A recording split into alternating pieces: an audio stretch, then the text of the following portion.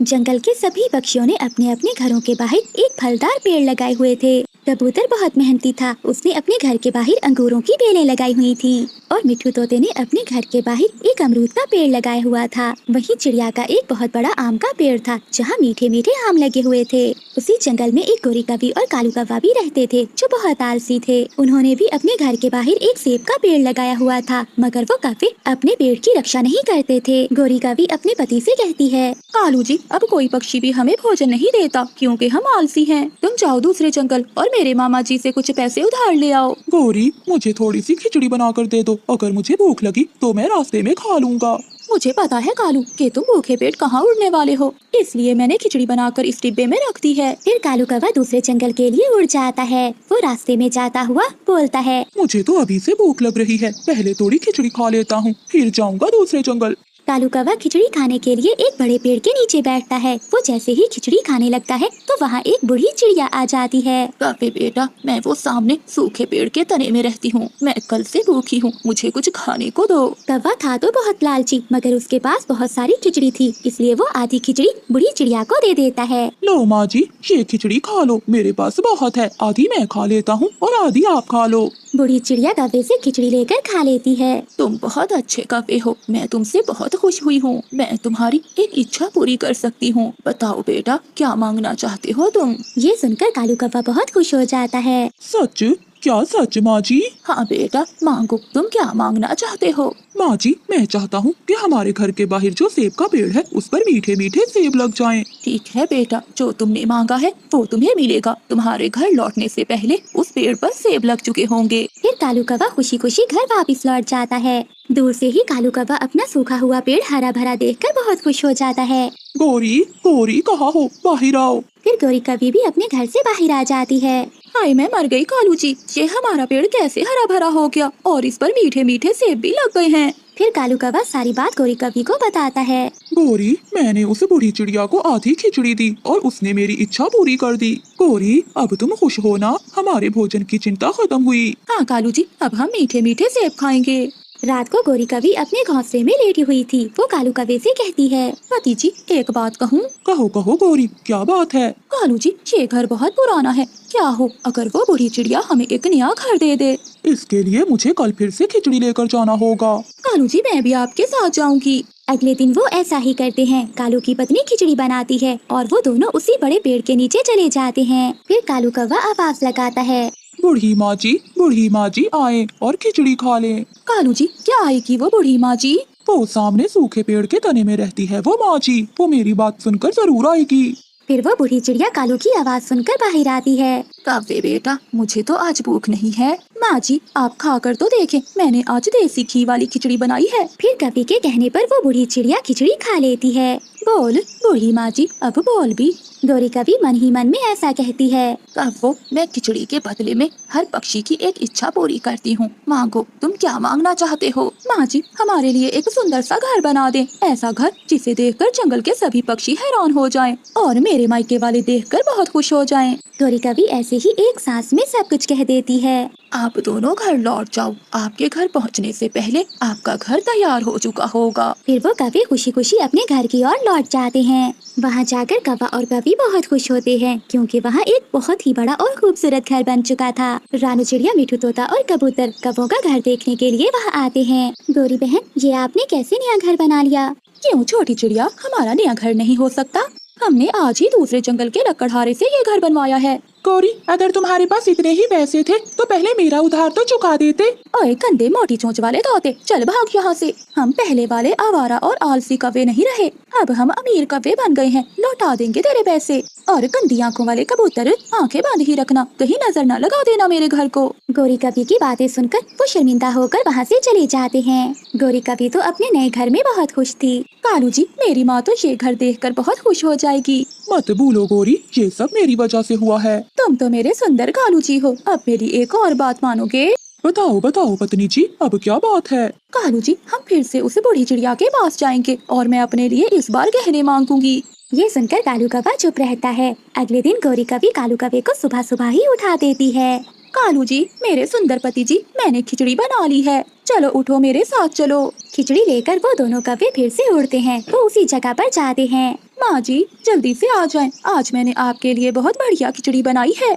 नहीं गौरी बेटी, आज मैं तुम्हारी कोई भी इच्छा पूरी नहीं कर सकती क्योंकि मेरी शक्तियाँ अब खत्म हो चुकी हैं। ये सुनकर गौरी कवि बहुत निराश हो जाती है। तुम ये खिचड़ी मुझे दे दो, मैं किसी गरीब पक्षी को ये दे दूंगी और तुम मुझे दांत के दर्द की दवा ला दो।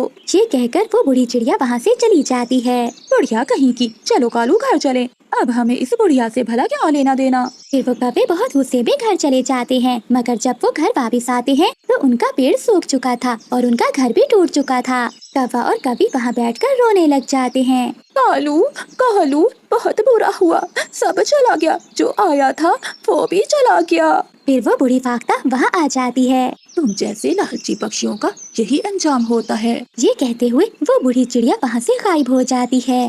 कौवा और कवि रोते रह जाते हैं। प्यारे दोस्तों, इस कहानी से हमें सीख मिलती है कि कभी लालच ना करो, क्योंकि ज्यादा के लालच में थोड़े से भी हाथ धोना पड़ता है। आपका धन्यवाद। चूड़ियाँ चढ़ा लो चूड़ियाँ, रंग बिरंगी सतरंगी चूड़ियाँ, चूड़ियाँ चढ़ा लो चूड़ियाँ। गुड़िया बेटी, बाहर चूड़ियाँ बेचने वाली कवि आई है, जाकर रोकना उसे। गुड़िया जल्दी से घर से बाहर निकलती है। आंटी आंटी कवि, जरा यहाँ आना। फिर गौरी कवि गुड़िया के पास चली जाती है। मेरे पास रंग बिरंगी सतरंगी चूड़ियाँ हैं। मेरी मम्मा ने लेनी है, वो आ रही हैं। तभी रानू चिड़िया भी घर से बाहर आ जाती है। कवि बहन, क्या आपके पास लाल रंग की चूड़ियाँ हैं? लाल पीला नीला और हरा सब रंगों की चूड़ियाँ हैं मेरे पास। फिर रानू चिड़िया चूड़ियाँ देखने लगती है। अभी कल की ही तो बात है, मेरे घर में चोर आ गए थे और मैं बच गई। बैठे बैठे गौरी कवि ऐसे बात शुरू करती है। तो फिर क्या भाग गए वो चोर? मैंने तो अपने गहने छत पर छुपाए हुए थे, इसलिए मैं बच गई। चिड़िया बहन, तुम अपने गहने कहाँ रखती हो? मैं तो अपनी सारी कीमती चीजें इकट्ठी कर एक पुराने घोंसले में रखती हूँ। बहुत अच्छा करती हो चिड़िया, चोरों का आजकल पता नहीं कि कब आ जाएं। फिर गौरी कवि रानू चिड़िया को चूड़ियाँ दे देती है। कवि बहन, कितने पैसे हुए? नहीं नहीं, मैं तुमसे पैसे नहीं लूंगी चूड़ियों के, मैं तो रोज इस जंगल में चूड़ियाँ बेचने आती हूँ, कभी आते जाते चाय पानी ही पी जाया करूँगी। ऐसा कहते हुए गौरी कवि अपनी टोकरी उठाती है और वहाँ से निकल जाती है। मम्मा,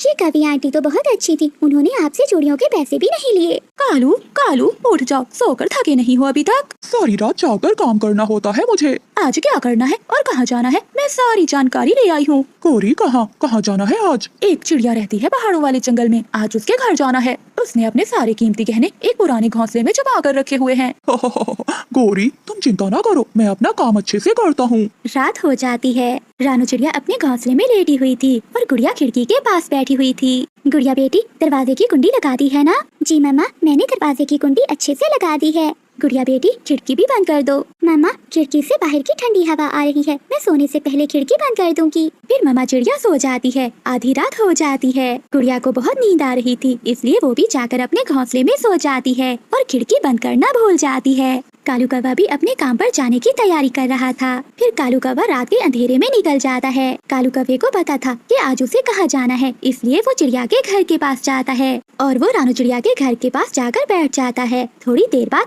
कालू का मामा वहाँ आ जाता है। भांजे, आज हमें कहाँ जाना है? मामा जी, ये चिड़िया का घर है, आज हमें यहीं से ढेर सारे गहने मिलेंगे। फिर कालू कौवा खिड़की के रास्ते से चिड़िया के घर में जाता है। वो खिड़की के पास पड़ा हुआ दाना पेट भर कर खाता है और फिर पुराने घोंसले के पास जाकर बैठ जाता है। चिड़िया और उसकी बेटी गहरी नींद सोई हुई थी। मिट्ठू वहीं से किसी काम से जा रहा था। वो चिड़िया के घर के बाहर कालू के मामा जी को देखकर वहाँ आ जाता है। अरे काफे, तुम इस जंगल के काफे तो नहीं लगते, तुम यहाँ क्या कर रहे हो? मम्मा, मैं तो यहाँ बुलबुल से कान के दर्द की दवा लेने आया था, मेरे कान में बहुत दर्द है। काफे, तुम गलत जगह पर आए हो, बुलबुल का घर तो नदी के पास है, ये तो चिड़िया का घर है। तुम्हारा बहुत बहुत धन्यवाद मुझे बताने के लिए। फिर कालू के मामा जी वहाँ से उड़ जाते हैं और मिट्ठू तोता भी वहाँ से चला जाता है। मिट्ठू के जाते ही मामा जी लौटकर वहीं आ जाते हैं। फिर कालू कौवा भी एक थैली लिए बाहर आता है और वो दोनों वहाँ से भाग जाते हैं। गौरी कवि भी उठकर बैठ जाती है। लाओ भांजे, मेरा हिस्सा मुझे दो। मामा जी, ये सोने के कंगन तो मैं ही लूंगी, आप सोने का हार रख लो। गौरी, मुझे भी कुछ दो, मैंने भी तो अपने दोस्तों के साथ घूमना फिरना होता है। कालू जी, ये झुमके तुम रख लो। ऐसे वो कवि अपना अपना हिस्सा बांट लेते हैं। अगली सुबह भी हो जाती है। हर तरफ तिनके देखकर गुड़िया अपनी मम्मा से कहती है, मम्मा मम्मा, ये क्या हुआ? शायद कोई चोर आया होगा हमारे घर में। हाँ गुड़िया, पुराना घोंसला तो सारा टूटा हुआ है, अरे मेरे गहने, अरे गुड़िया बेटी, हम तो लूट गए, हम बर्बाद हो गए। वो चोर सब कुछ लूट कर ले गया। मामा, मगर चोर को कैसे पता चला कि हमारी कीमती चीजें पुराने घोंसले में हैं? गुड़िया बेटी, चोर को सब मालूम हो जाता है। रानू चिड़िया के रोने की आवाज सुनकर बुलबुल, मिठू तोता और कबूतर भी वहाँ आ जाते हैं। चिड़िया बहन, कल रात मैंने तुम्हारे घर के बाहर एक कौवे को देखा था। जब मैंने उससे पूछा कि वो यहाँ क्या कर रहा है, तो उसने मुझे कहा कि वो बुलबुल से दवा लेने के लिए आया हुआ है। लेकिन मिठू भैया, मेरे पास तो रात को कोई कौवा दवा लेने नहीं आया। बुलबुल बहन, फिर वही चोर होगा। या चोर का साथी होगा वो। मम्मा, वो आंटी, वो चूड़ियों वाली आंटी जिसे आपने कल बताया था कि आप अपनी कीमती चीजें कहाँ रखती हैं, वो भी तो उनकी साथी हो सकती है। फिर मम्मा चिड़िया को उस चूड़ियाँ बेचने वाली कौवी की बात याद आती है। वो चोरनी है, वो हमसे पूछ जाती है कि हम अपने गहने कहाँ छुपा कर रखते हैं। फिर रात में वो अपना काम करते हैं। हमें उन कौवों को पकड़ने के लिए एक योजना बनानी होगी। फिर कबूतर उन सबको अपनी योजना बताता है। दोपहर के बाद वो कौवी फिर से जंगल में आ जाती है। चूड़ियाँ चढ़ा लो चूड़ियाँ, रंग बिरंगी सतरंगी चूड़ियाँ, चूड़ियाँ चढ़ा लो चूड़ियाँ। हरियाली तोती गोरी कवि को आवाज लगाती है, कवि यहाँ आओ, मुझे चूड़ियाँ खरीदनी है। फिर गोरी कवि हरियाली तोती के पास जाती है। कवि, मुझे हरे रंग की कांच की चूड़ियाँ दे दो। अरे तोती, सुना है कि कल तुम्हारे जंगल में चिड़िया के घर से चोरी हो गई है। हाँ, चिड़िया के कीमती गहने चोरी हो गए हैं। तोती, हालात का तो तुम्हें पता है, इसलिए मैं अपने गहने छत पर छुपा कर रखती हूँ। हाँ, और मैं अपने गहने मटके में छुपा कर रखती हूँ ताकि किसी को पता न चले। बहुत अच्छा करती हो तुम। लो, ये हरे रंग की कांच की चूड़ियाँ ले लो। फिर गोरी कवि हरियाली तोती को हरी चूड़ियाँ देकर वहाँ से चली जाती है। चोरनी कवि, हमें सब पता चल गया है। आज रात को तुम्हें सोना नहीं बल्कि कुछ और ही मिलेगा। कालू जी, मामा जी को बुला लो और तैयारी करो, आज तोती के घर जाना है। गोरी, वो अपनी कीमती चीजें कहाँ रखती है? कालू, उसके घर में एक मटका होगा, वो अपनी सारी कीमती चीजें मटके में रखती है। रात को कालू कौवा अपने मामा के साथ दूसरे जंगल की ओर निकलता है। वो दोनों सीधा मिठू के घर की ओर जाते हैं। रानू चिड़िया, बुलबुल, मिठू तोता और कबूतर वो सब एक बड़े पेड़ के पीछे छुपकर लाठी लिए हुए बैठे थे। कालू कौवा खिड़की में से देखता है। मामा जी, रास्ता साफ है, घर में कोई नहीं है। कालू, जल्दी करो, वो मटका ही उठाकर यहाँ से भाग जाएंगे। फिर कालू कौवा घर के अंदर जाता है और पीछे पीछे मामा जी भी। जैसे ही वो घर के अंदर जाते हैं तो पीछे से सभी पक्षी भी आ जाते हैं और उनको घेर लेते हैं। मम्मा, मामा जी, मुझे बचा लो, हम पकड़े गए हैं। मारो मारो इन्हें, ये चोर हैं। फिर सभी पक्षी मार मार कर उन्हें बंदर बना देते हैं और उन्हें अपने किए की सजा मिलती है। एक दिन रानू चिड़िया दाना ढूंढने जंगल में जा रही थी। रानू चिड़िया दाना ढूंढते ढूंढते बहुत दूर आ गई थी। तभी रानू चिड़िया की नजर तालाब के पास पड़े हुए फल पर पड़ती है। वो तुरंत ही वहाँ चली जाती है और उस फल को खाने लगती है। तभी रानू चिड़िया को तालाब के पास कुछ दिखाई देता है। वो उसके पास जाकर देखने लगती है। अरे, ये क्या चीज है? ये दिखने में तो किसी पुराने जमाने का नक्शा लगता है। अच्छा, मैं ऐसा करती हूँ, ये नक्शा लेकर जाती हूँ और अपने दोस्तों को दिखाती हूँ। फिर रानू चिड़िया वो नक्शा लेकर अपने दोस्तों के पास जाती है, जहाँ मिठू तोता और कबूतर अपने घर के बाहर बैठे हुए थे। वहीं दूसरे पेड़ पर अपने घर के बाहर बैठे कालू कौवा और गोरी कवि भी चिड़िया की बातें सुन रहे थे। मिठू भैया और कबूतर, ये देखो मुझे क्या मिला। जब मैं तालाब के किनारे फल खा रही थी तो मुझे ये नक्शा मिला है। वो दोनों नक्शा देखने लगते हैं। नक्शा देखते ही कबूतर चिड़िया से बोलता है, चिड़िया, ये कोई आम नक्शा नहीं है बल्कि खजाने का नक्शा है। यहाँ पर तो ढेर सारा सोना होगा। कबूतर ठीक कह रहा है, ये नक्शा बहुत पुराना है, ये हो ना हो किसी खजाने का ही होगा। कालू जी, सुन रहे हो ना, खजाना। गौरी, अगर ये खजाना हमें मिल गया तो हम जंगल के अमीर पक्षी बन जाएंगे। कबूतर और मिठू भैया, अगर ये खजाना हमें मिल जाए तो हम सब अमीर हो जाएंगे। आज तो हमें देर हो गई है, हम कल सुबह ये खजाना लेने जाएंगे। रानू चिड़िया वो नक्शा लेकर अपने घर की ओर चली जाती है। अरे वाह, अब तो हम जंगल के अमीर पक्षी बनने वाले हैं। मुझे इस नक्शे को छुपा कर रखना होगा, वरना क्या पता कोई इसे चुरा कर ना ले जाए। फिर रानू चिड़िया नक्शे को अलमारी में रख देती है और आराम से सो जाती है। कालू जी, चिड़िया सो गई होगी, जाओ अब वो नक्शा ले आओ। हाँ गौरी, तुम चिंता नहीं करो, मैं यूं गया और यूं आया। फिर कालू कौवा रात के अंधेरे में उड़ता है। वो खिड़की से चिड़िया के घर में घुस जाता है। रानू चिड़िया सोई हुई थी। कालू कौवा अलमारी खोलता है और वो नक्शा लेकर वहाँ से भाग जाता है। अगली सुबह हो जाती है। रानू चिड़िया देखती है कि उसकी अलमारी खुली पड़ी है और उसका नक्शा भी गायब है। ये देखकर रानू चिड़िया बहुत दुखी हो जाती है और भागकर अपने दोस्तों के पास जाती है। जो कुछ भी हुआ था रानू चिड़िया मिठू तोते और कबूतर को बताती है। कबूतर भैया, वो नक्शा कौन ले गया होगा? मैंने तो किसी को बताया भी नहीं था। चिड़िया, भला कौन लेकर जा सकता है वो नक्शा? हो ना हो किसी ने देखा होगा तुम्हारे परों में। चिड़िया, कौवों से पूछती चलते हैं, शायद उन्होंने किसी को देखा हो। फिर रानू चिड़िया, मिठू तोता और कबूतर गोरी कवि के घर जाते हैं, मगर वहाँ तो कोई भी नहीं था। चिड़िया बहन, लगता है वो कभी सुबह सुबह दाना लेने गए होंगे। पता नहीं मिठू भैया, ये किसका काम है। जब तक वो कवि नहीं आएंगे तो हमें कुछ मालूम नहीं होगा। दूसरी ओर कालू कौवा और गोरी कवि वो नक्शा लेकर वहाँ से चले जाते हैं। कालू जी, चिड़िया ढूंढेगी अपना नक्शा और हम पहुँचेंगे खजाने के पास। गौरी, आज ही खजाना ढूंढकर वापस आ जाएंगे और किसी को हम पर शक तक नहीं होगा। एक बार वो खजाना मिल जाए फिर मैं तुम्हारे लिए घर बनवाऊंगा। कालू जी चलिए, अब मुझसे और इंतजार नहीं होता। ऐसा सोचते हुए वो दोनों खजाने की खोज में आगे बढ़ने लगते हैं। वो उड़ते उड़ते जंगल में बहुत दूर निकल जाते हैं। वो दोनों बहुत थक चुके थे, मगर फिर भी वो आगे ही बढ़ रहे थे। सामने एक बड़ी गुफा आती है। वो गुफा के पास जाकर रुक जाते हैं। गौरी देखो, ये गुफा तो वही लग रही है जो इस नक्शे में है। कालू जी ठीक कहा तुमने, मगर क्या फायदा, ये गुफा तो बड़े पत्थर से बंद है। भला तुम ही बताओ, अब हम इस गुफा के अंदर कैसे जाएंगे। गौरी, तुम चिंता क्यों करती हो, मैं हूँ ना, अभी हम मिलकर इस पत्थर को हटा देंगे। ऐसा कहते हुए वो दोनों पत्थर को हटाने की कोशिश करते हैं, मगर पत्थर जरा भी टस से मस नहीं होता। जोर लगाते हुए गोरी कवि का पाँव फिसल जाता है और वो पीछे जाकर एक पत्थर पर गिरती है। जैसे ही गोरी कवि उस पत्थर से टकराती है तो गुफा का दरवाजा खुल जाता है। ये देखकर वो दोनों बहुत हैरान हो जाते हैं और जल्दी से गुफा के अंदर चले जाते हैं। वो दोनों देखकर बहुत हैरान हो जाते हैं क्योंकि वहाँ ढेर सारा खजाना था। कालू जी देखो, कितना सारा खजाना है। अब हम दोनों को जिंदगी भर काम करने की कोई जरूरत नहीं है। हाँ गौरी, जल्दी से खजाना लेकर यहाँ से भाग चलते हैं। ऐसा कहते हुए वो दोनों सोना इकट्ठा करने में लग जाते हैं। देखते ही देखते शाम हो जाती है। वो दोनों पोटली भर लेते हैं। फिर वो अपने घर जाने के लिए तैयार हो जाते हैं। लेकिन जैसे ही वो गुफा के द्वार के पास आते हैं तो वो देखते हैं कि द्वार बंद हो चुका था। वो दोनों बहुत जोर लगाते हैं, मगर गुफा का दरवाजा नहीं खुलता। कालू जी, हम तो बहुत बुरा फंस गए। इस गुफा का द्वार तो बाहर से ही खुलता है। बताओ कालू जी, अब हम क्या करें। गौरी, तुम ठीक कह रही हो। गौरी, हम तो भूल ही गए थे कि ये द्वार सिर्फ बाहर से ही खुलता है। फिर वो दोनों गुफा के अंदर ही फंस जाते हैं। देखते ही देखते 2-3 दिन गुजर जाते हैं। एक दिन रानू चिड़िया कबूतर के घर जाती है। मिठू तोता भी वहाँ बैठा हुआ था। मिठू और कबूतर, क्या हुआ, गोरी कवि और कालू कौवा लौटे की नहीं? चिड़िया, हमने उन्हें कई दिनों से देखा नहीं है, न जाने वो कहाँ चले गए हैं। मुझे तो ऐसा लग रहा है कि मेरा नक्शा उन दोनों ने ही चुराया है। लेकिन चिड़िया, वो अभी तक लौटे क्यों नहीं है? हो सकता है वो किसी मुसीबत में हो। चिड़िया, मिठू ठीक कह रहा है, हमें उन्हें ढूंढने के लिए जंगल में जाना चाहिए। कबूतर भैया, आप ठीक कह रहे हो। वो जैसे भी हो, हैं तो हमारे जंगल के पक्षी, हमें उन्हें ढूंढना चाहिए। चिड़िया,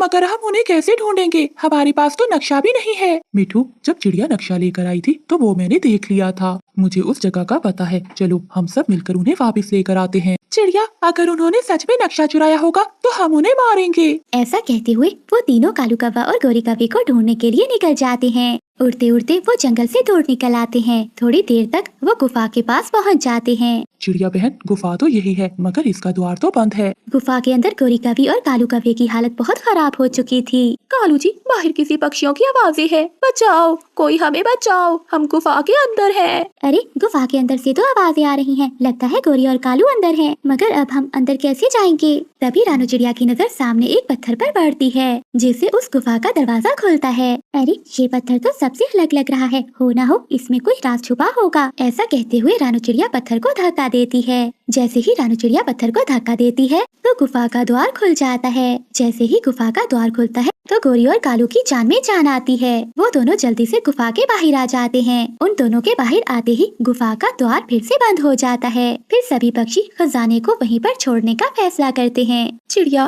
मुझे माफ कर दो, मुझसे बहुत बड़ी गलती हो गई। हाँ चिड़िया, हमने लालच की और हमें उसका अंजाम मिला। फिर रानू चिड़िया कौवों को माफ कर देती है और वो सब फिर से अपने जंगल के लिए लौट जाते हैं। रानो चिड़िया और फिर गोरी कौवी की आपस में बहुत अच्छी दोस्ती थी। गोरी कौवी और रानो चिड़िया जहाँ भी जाती एक साथ जाया करती थी। गोरी ने शादी के बाद 11 अंडे दिए और फिर रानो ने भी शादी के बाद 11 अंडे दिए। गोरी के सभी अंडों में से 11 बेटियां निकली और फिर रानो के अंडों में से 11 बेटे। गोरी, ये क्या है? 11 बेटियां? अरे मर जाऊंगा। इनका दहेज इकट्ठा करते और इनकी शादियां करते करते। कालू जी, अब मेरी बेटियों को बुरा भला मत बोलो, ऊपर वाले की देन है। मैं बहुत खुश हूँ अपनी बेटियों से।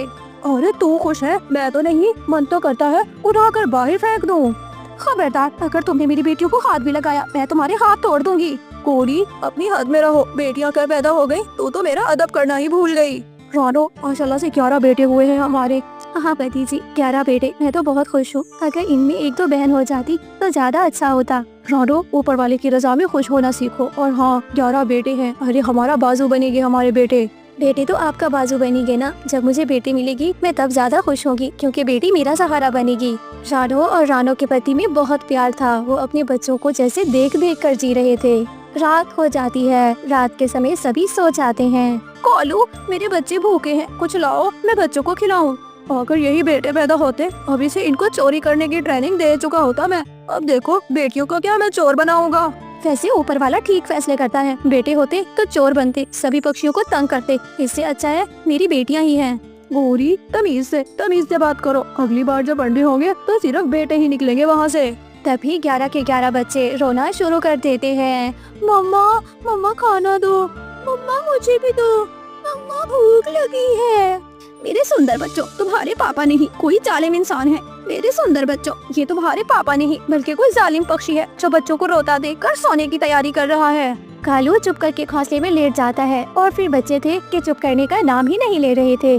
कालू गुस्से में उठता है, घोंसला उठाकर घर से बाहर फेंक देता है। कालू, मैं ये कभी नहीं भूलूंगी जो जुल्म तुम मेरे बच्चों के साथ कर रहे हो ना। मेरी बेटियां बड़ा होकर सिर्फ और सिर्फ मेरा सहारा बनेगी। जाओ जाओ, ये बेटियां अपना दाना भोजन कर नहीं सकेंगी। अरे तुझे क्या खिलाएंगी ये बेटियां? गौरी उनका घोंसला दूसरे पेड़ पर जाकर रख देती है और फिर खुद भी अपने बच्चियों के साथ रहना शुरू करती है। सुबह हो जाती है। सुबह ही सुबह कालू कौवा गौरी के पास जाता है।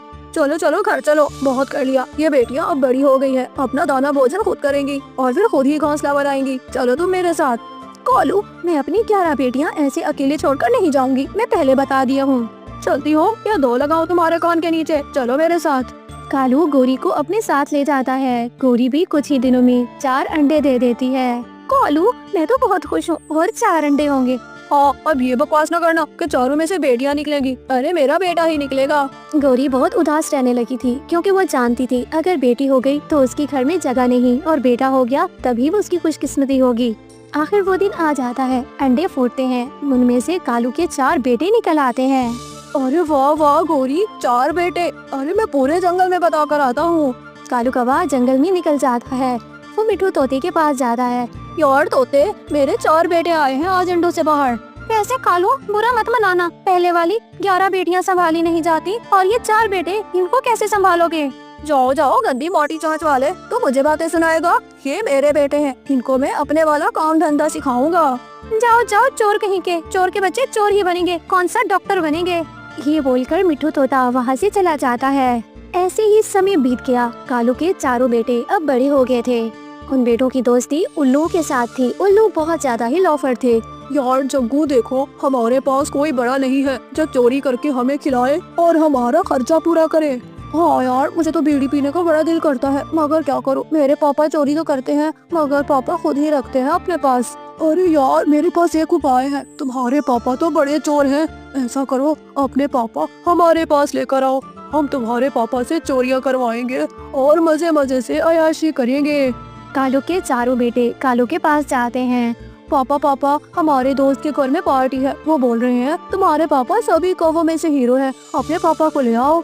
अरे वाह वाह, मेरे बच्चे जहाँ जाते हैं कितने फख्र से बोलते हैं कि हम कालू के बच्चे हैं। चलो चलो हम चलते हैं। वो बच्चे अपने पापा को साथ लेकर उल्लू के इलाके में चले जाते हैं। कैसे हो उल्लू बेटा, तुम तो मेरे 4 बेटे के दोस्त हो, मेरे लिए बड़ी इज्जत के काबिल हो। हो अंकल, आप भी मेरे लिए बड़ा मुकाम रखते हैं क्योंकि आप मेरे दोस्तों के बाप हैं। वो ऐसे बातें कर ही रहे थे कि वो अचानक उस कालू कौवे को पिंजरे में बंद कर देते हैं। बताओ पापा, कैसा लग रहा है अंदर? अरे जग्गू के बच्चे, तुमने मेरे साथ ये किया, अपने पापा को बंद करवाएगा? चुप कर जाओ कौवे, नहीं तो अभी तुम्हें जान से मार देंगे। और हाँ, तुम रात को रोजाना चोरी किया करोगे और वो चोरी सिर्फ हमें ही दोगे। वो उल्लू बहुत जालिम थे। वो कालू कौवे से चोरी करवाते, कालू से गलत काम करवाते, सारे पैसे अपने पास रखते। जंगल के सभी पक्षियों ने अपना अपना पक्का घर बना लिया था। हैरानी की बात तो ये थी कि इस बार गौरी और कालू ने भी अपना पक्का घर बनाया था। रानो के बच्चे बहुत छोटे थे, बच्चों की वजह से वो घर से बाहर नहीं निकल पाते और अपना घर उसने पक्का नहीं किया था। कालू कालू भतीजी, हमारी किस्मत कितनी खराब है। अरे क्यों गौरी, अब किस्मत का गिला क्यों करने लग गई? सब ठीक तो है ना? कालू, वैसे बात सोचने की है, पिछले साल हमारा पक्का घर नहीं था, बारिश ने तो हमारा हाल ही बुरा कर दिया था। उधर छोटी चिड़िया का पक्का घर था, मजे से सारी रात आराम से सोती थी। तो गोरी, इस बार उसका पक्का घर नहीं हमारा है, हम मजे से सोएंगे। अरे बुद्धू कालू जी, जब बारिश नहीं होगी तो मजा कैसे आएगा? छोटी चिड़िया चो चो चो चो करती नहीं फिरेगी तो कैसे मजा आएगा हमें? गोरी, ये सब गलत है, गलत है। किसी के बारे में बुरा नहीं सोचना चाहिए। रानो के बच्चे छोटे हैं, इसलिए वो अपना पक्का घर नहीं बनाई। अरे वाह, सूरज कहाँ से निकला है आज? बड़ा दिल नरम हो रहा है कालू तुम्हारा तो। मेरा मन तो करता है तुम्हें भी उस छोटी चिड़िया के घर ही भेज देती हूँ। गोरी, बस ये कर दो, तुम तो रानो बेचारी के पीछे ही पड़ गई। जब जब मदद की जरूरत हुई रानो ने हमारी खूब मदद की थी। ऐसे ही 2 दिन गुजर गए, मगर ना आसमान पर बादल थे और ना ही कहीं से आंधी या तूफान था, बल्कि ठंडी ठंडी हवाएं चल रही थी। अम्मा, हमने अपना पक्का घर नहीं बनाया, लगता है इस बरसात में बारिश भी नहीं आएगी। हाँ मम्मा, मुझे भी ऐसा ही लग रहा है। ऐसी कोई बात नहीं, वरना कब की बारिशें शुरू हो गई होती। बादल मियाँ से दोस्ती है ना मेरी। अम्मा, इसका मतलब बादल अंकल तब तक बारिश नहीं देंगे जब तक हमारा पक्का घर नहीं बनेगा। हाँ गुड़िया बेटी, ऐसे ही समझो। बादल भैया कभी भी ऐसा गलत नहीं करेंगे जिससे आपको या मुझे तकलीफ हो। रानो की बादलों से बहुत अच्छी दोस्ती थी, वो रोज अपने दोस्त बादल से मिलने जाया करती थी। अरे रानो, अपना पक्का घर कब बनाओगी? लगता है इस बरसात में तो हमें बरसने का मौका ही नहीं मिलेगा।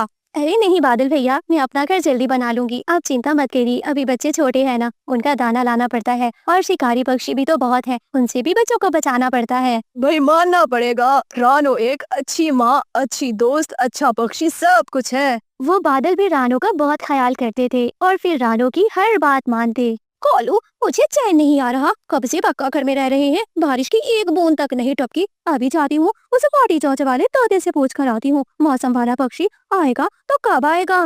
गौरी कवि तोते के पास जाती है। तोते, मेरे सुंदर भाई तोते, क्या कर रहे हो यहाँ पर? गौरी, मेरी पत्नी हरियाली की तबीयत ठीक नहीं है, वो बुलबुल के पास दवा लेने गई है और मैं उसका इंतजार कर रहा हूँ। बस बस, मोटी चोंच वाले तोते, कभी जंगल की खबर भी कर लिया करो। तुम्हारी तो यहाँ भी हरियाली, वहाँ भी हरियाली, दिमाग में भी हरियाली और पेट में भी हरियाली। गोरी, अपनी बकवास बंद करो। अगर तुम और कालू सारा दिन लड़ते हो, लाजमी नहीं कि हम दोनों भी आपस में लड़ते रहें। गंदी चोंच वाले, तुम्हें किसने कहा कि मेरा पति कालू मुझसे लड़ता है? बोलो बोलो, मेरा कालू तो वो करता है जो मैं कहती हूँ। बिल्कुल भी नहीं, कालू मेहनत से दाना कमाता है और फिर तुम उसको चोरी करने का कहती हो। जाओ जाओ, काली कवि कहीं की, दिमाग ना खराब करो मेरा। ये बोलकर मिठू तोता वहाँ से उड़ जाता है।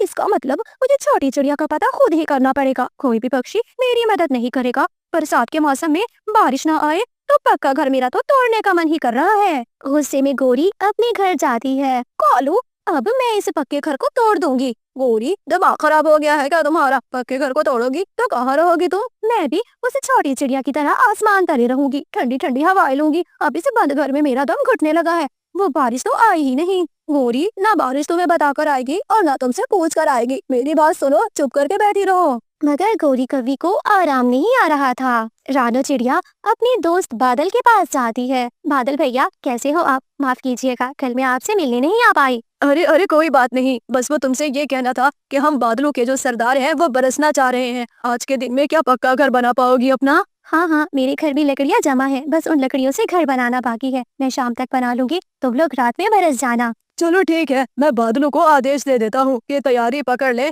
आज हमने बरसना है। रानो जल्दी में अपने घर वापस आती है। गुड़िया और कुकू, आप अपने तोते अंकल के घर चले जाएं, मैंने घर बनाना है, तब तक वो आपका ख्याल रख लेंगे। दोनों बच्चे वहाँ से चले जाते हैं। कोलू, जल्दी से घर के बाहर निकलो, नहीं तो घर मैंने ऐसे ही तोड़ देना है, तुम भी अंदर बैठकर मर जाओगे। गोरी, अगर तुमने मेरे घर को हाथ भी लगाया, मैं सब कुछ तोड़ दूंगा तुम्हारा। गोरी एक नहीं मानती, वो पेड़ से अपने घर को नीचे पटक देती है और वो घर टूटकर बिखर जाता है। गोरी, ये तुमने क्या किया? सारा घर ही तोड़ दिया। कितनी मुश्किलों से बनाया था हमने। हाँ हाँ, हमने तो बारिश का सोच कर बनाया था। अरे बरसात के 15 दिन गुजर गए, 15 दिन में खाक बरसात आएगी। अरे उस बरसात को तो मैं आसमान तले बैठकर झेल लूंगी। अगर ज्यादा शौक था आसमान तले बैठने का तो बैठ जाती। अरे मेरा घर क्यों तोड़ दिया तुमने? अब जो भी हो, तुम्हें भी मेरे साथ ही रहना पड़ेगा। ना ना, अगर बारिश हुई तो मैं अपने मामा जी के घर चला जाऊंगा। शाम से पहले पहले रानो ने अपना पक्का घर बनाकर तैयार कर लिया था। ये क्या, छोटी चिड़िया ने पक्का घर बना लिया और मैंने अपना पक्का घर तोड़ दिया। लगता है बारिशें आने वाली हैं। गोरी कालू के पास जाती है। कालू, मेरे सुंदर पति। हाँ हाँ, जानता हूँ, आज के दिन बारिश आने वाली है। रानो को पता चल गया, रानो ने पक्का घर बना लिया, मेरी अहमक पत्नी ने पक्का घर तोड़ दिया। कालू, अब क्या बनेगा हमारा? गोरी, जो भी हो, मैं तो जा रहा हूँ अपने मामा जी के घर। कालू कौवा वहाँ से अपने मामा जी के घर चला जाता है। रात में बहुत तेज बारिश आती है। गोरी न इधर जा सकती थी और ना ही उधर, बस वो आसमान की तरफ तके जा रही थी। हाय, मैंने क्या कर दिया? क्या कर दिया मैंने? अपना पक्का घर तोड़ दिया। मुझ जैसा अहमक पक्षी पूरे जंगल में नहीं होगा। गोरी तो कांप रही थी, ठंड के मारे उसको कुछ नहीं सोचता। वो रानो चिड़िया के घर जाती है। रानो, रानो, मुझे माफ कर दो। अब तक मैं तुमसे दुश्मनी करती थी। कालू अपने मामा जी के घर चला गया, बरसात नहीं हो रही थी, मैंने पक्का घर तोड़ दिया। गौरी, तुम बहुत जल्दबाजी करती हो, ऐसा करना नहीं चाहिए। मुझे लगता है कवि भैया इतने तंग थे तुमसे, अब तो जंगल में कभी वापस भी नहीं आएंगे। रानो, आज की रात मुझे अपने घर में रहने दो। देखो, मैं सुबह होते ही अपने कालू को लेकर आ जाऊंगी। रानो गोरी कवि को अपने घर में रख लेती है। सुबह हो जाती है। गोरी कवि अपने कालू को वापस जंगल में ले आती है। अपना पक्का घर वो भी बनाकर सुकून से रहने लगते हैं।